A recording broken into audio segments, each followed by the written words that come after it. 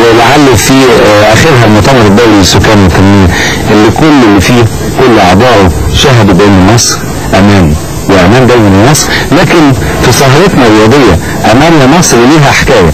كابتن طارق عبده شال الشعار معاه علم مصر وطاف عديد من الدول العربيه والاوروبيه، وهنشوف سبب الرحله ايه ودوافعها ايه.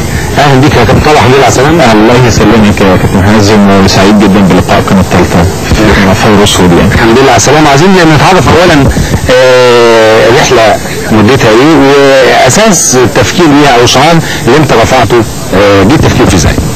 والله انا طبعا سبق والناس عرفت قبل كده انا كنت عملت مسافه الجري من اسوان للقاهره، كانت تحت شعار لا للتدخين والمخدرات. فطبعا لما حبيت ان انا اعمل حاجه للوطني كلاعب، فاخترت شعار ايه يكون الشعار اللي اخدم بيه مصر. هل افضل بلاد لتدخين المخدرات؟ طبعا كده ما فيش مصر كمصر، انما قلت احسن حاجه اللي القلب بينطقها في كل وقت امان لمصر. وحبيت ان انا اطلع في الدول العربيه تمهيدا لدخول الدول الاوروبيه علشان تنشيط السياحه، واوزع كروت كادو على جماهير كل دوله وادعوهم لزياره مصر، وتملي مهما يحصل مصر في مصر بلد الامن والامان. ويكفي ان كتير مهما بيسمعوا عن مصر فبيحبوا ان يجوا يشوفوا اهل وكرم وطيبه مصر. اللي انا سمعتها بودني قالوا احنا بنسمع عن مصر كتير بس بنروح نزورها، رغم دوت بنروح نزورها. وكنت فاضي بصراحه، انا كنت منزل من العاصمه اللي كنت اساس جري بجري جوه العاصمه بس 200 كيلو ثم انتقل للدوله الثانيه اجري جوه العاصمه برضه كنوع من الدعايه مش كبطوله دوليه. فكنت بفرض الشعار بتاعي امان لمصر وبجري جوه العاصمه 200 كيلو. بعد كده بوزع بعض الكروت اللي هنشوفها مع بعض يا كابتن طارق.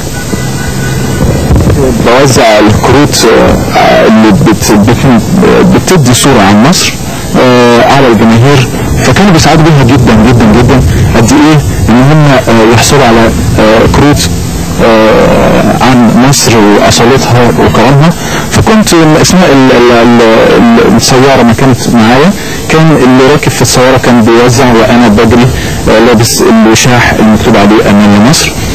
وقد ايه كنت ببقى سعيد بسعادتهم ان مصري جاي يعمل حاجه للوطن. كابتن طارق، هنقول ازاي هل كنت حريص انك واضح انك مختار زي فرعوني؟ والله يعني هي جت فكره ارتداء زي الفرعوني، يعني سيدة فاضلة برضو عينتني في فكرة امان لمصر، ان انا كنت هشيل يعني مصر السلام او كده. انما ساعدتني في اختيار الشعار من نجدة موسى، قالت لي ان لبس الفرعوني يمكن يشد الانتباه بره ويساعد كتير في جذب الانظار. حصل بالفعل وتم التسهيلات الكبيره جدا لنجاح دوت. كابتن طارق برضه في حاجات تبع الزي برضه فعلا اللي كنت بلبس اللي دوت على دماغي كده، وكان في الجيب الفرعوني بحضر بيه الندوات. وكنت تملي اول ما امسك في كل لقاءاتي كنت ارفع شعار امان وعمار لمصر اللي هتفضل مهما يحصل فيها حب وكرم.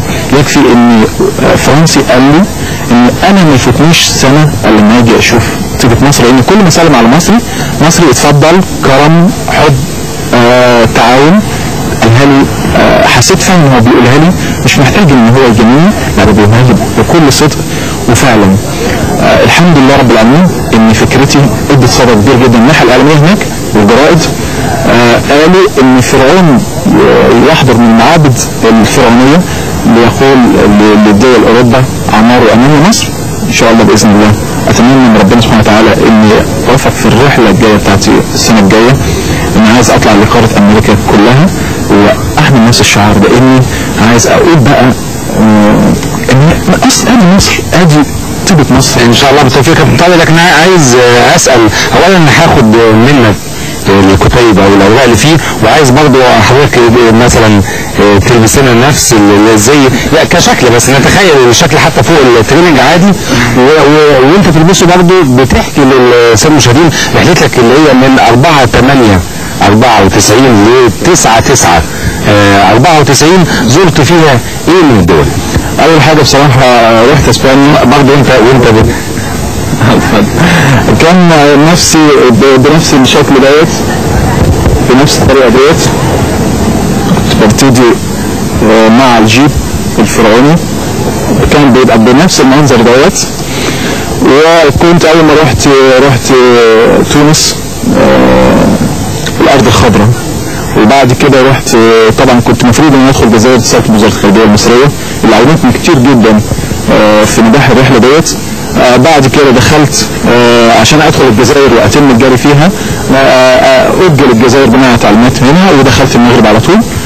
فعلا حصلت ناحيه علميه كبيره جدا في المغرب علشان هم مهتمين بالعاب القوى.